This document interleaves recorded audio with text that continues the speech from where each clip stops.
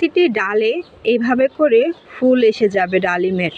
প্রত্যেকটি ডালে দেখতে পারবেন 3 থেকে 4টি বা এর বেশিও ফুল আসবে।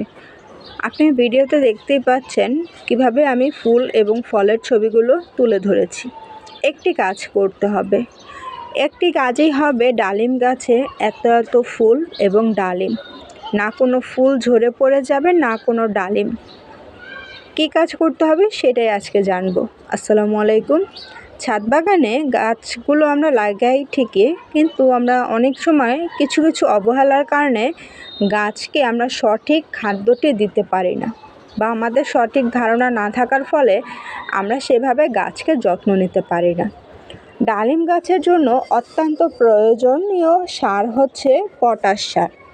এই পটাশ সার যদি প্রতি 10 দিনে একবার করে ডালিম গাছে ব্যবহার করতে পারেন, তাহলেই কিন্তু ডালিম গাছে হবে ফুল এবং ফল। ডালিম গাছের জন্য আপনি যে কোনো ধরনেরই সার ব্যবহার করতে পারবেন। সরিষার খোল, জৈব সার, গোবর সার, এ ধরনের সারগুলো গাছে ব্যবহার করতে পারেন। এবং ঘরোয়া পদ্ধতিতে আপনি গাছে ব্যবহার করতে পারবেন ভাতের মাড়গুলো পচিয়ে সেগুলো গাছে ব্যবহার করতে পারবেন, ভাত পচিয়ে গাছে ব্যবহার করতে পারবেন, এবং চাল ডাল ধোয়া পানি, মাছের পানি, মাছ ধোয়া পানি, এগুলো ফল গাছে ব্যবহার করতে পারবেন। এগুলো গাছের সার হিসেবে কাজ করে। এই সারগুলো ব্যবহারের ফলে গাছে কোনো ক্ষতি হবে না, কারণ এগুলো প্রাকৃতিক এবং পার্শ্ব প্রতিক্রিয়া মুক্ত।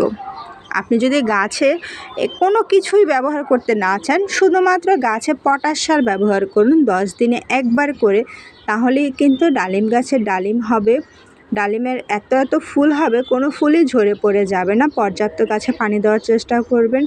গাছটি এমন স্থানে রাখবেন যেখানে রোদ খুব ভালো পায়, এবং গাছের মাটি যেন পানিগুলো সব ফেলে না দেয়, অর্থাৎ গাছের মাটির থেকে যেন পানি সব ঝরে পড়ে না যায়, এমনভাবে গাছটি চেষ্টা করবেন লাগাতে।